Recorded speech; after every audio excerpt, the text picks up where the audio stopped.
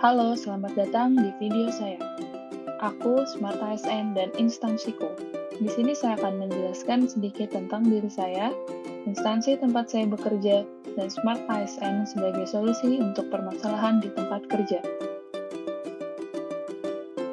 Perkenalkan, nama saya Aliana Hastipringgi Bikwanto. Saya merupakan peserta Latsar CPNS di lingkungan pemerintah Provinsi Jawa Barat tahun 2022, golongan 3, angkatan 3.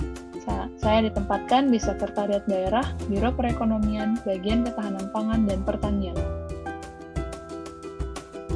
Berikut daftar isi dari apa yang akan saya sampaikan di video ini. Untuk profil instansi, meliputi visi misi dan struktur instansi. Kemudian ada tupoksi jabatan, layanan yang diberikan, serta standar layanan yang ingin dicapai. Lalu keterkaitan tugas dengan tujuan instansi dan usulan Smart ASN. Visi misi. Visi untuk Sekretariat Daerah mengikuti visi Kepala Daerah Provinsi Jawa Barat, yaitu Gubernur. Visinya adalah Jawa Barat juara lahir batin dengan inovasi dan kolaborasi. Untuk mencapai visi tersebut dibutuhkan misi. 5 misi yang telah dibuat yaitu 1. Membentuk manusia Pancasila yang bertakwa.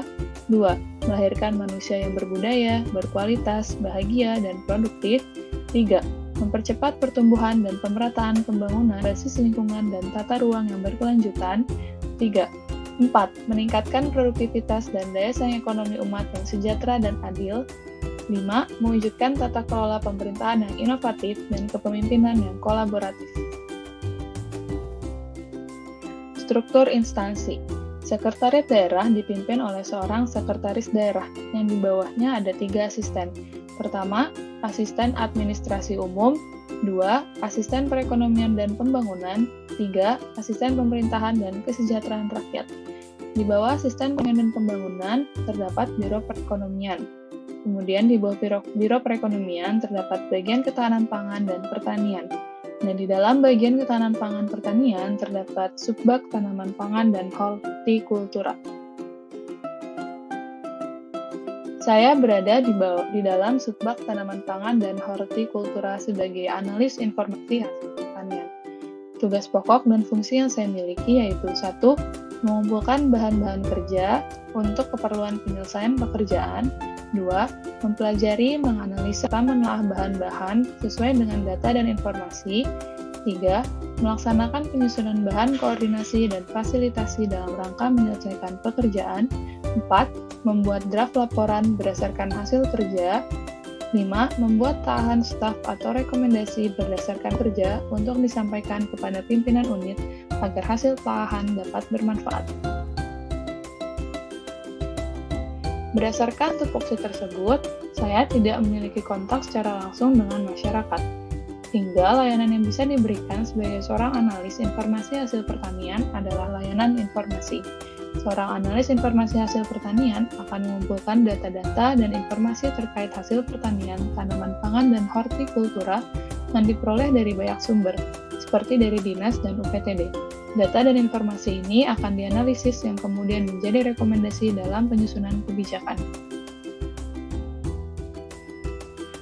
Untuk memberikan pelayanan, tentu ada standar pelayanan yang harus dicapai. Yang pertama, analis telah mengumpulkan bahan kerja terkait bidang tanaman pangan dan hortikultura, aspek informasi hasil pertanian. 2. Analis telah menyusun bahan koordinasi dan fasilitasi sebagai bahan untuk monitoring dan evaluasi. 3. Analis telah membuat laporan hasil kerja.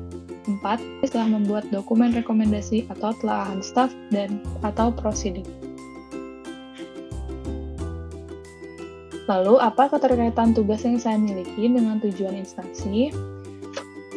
Tugas yang dilaksanakan oleh analis informasi pertanian telah selaras dengan tujuan instansi, terutama misi keempat, yaitu terwujudnya peningkatan produktivitas dan daya saing ekonomi umat yang sejahtera dan adil melalui pemanfaatan teknologi digital dan kolaborasi dengan pusat-pusat inovasi serta pelaku pembangunan. Hal ini karena data dan informasi yang diperoleh dari dinas dan UPTD akan menjadi basis penting dalam menyusun kebijakan yang mendukung peningkatan hasil pertanian, mencakup peternakan, perkebunan, dan perikanan melalui inovasi dan kolaborasi yang dilakukan, sehingga masyarakat dapat meningkatkan produktivitasnya dan meningkatkan juga kesejahteraannya. Lalu, bagaimana cara meningkatkan kinerja dari perwujudan Smart ASN? Pertama adalah mengembangkan digital skills. Sebagai seorang analis yang bekerja dengan data, digital skill sangat penting agar bisa senantiasa menemukan perangkat lunak atau cara dan metode baru yang lebih efektif dan efisien dalam menyimpan, mencari, dan mengolah data. Kedua, memperhatikan digital safety. Data dan informasi yang dimiliki seorang analis tidak selalu boleh diakses oleh semua orang. Oleh karena itu harus dijaga agar tidak bisa diperoleh oleh orang yang tidak bertanggung jawab dan dapat menyalahgunakannya sehingga akhirnya bisa merugikan negara. Terakhir, terima kasih. Sekian yang saya sampaikan. Let's be smart ASN.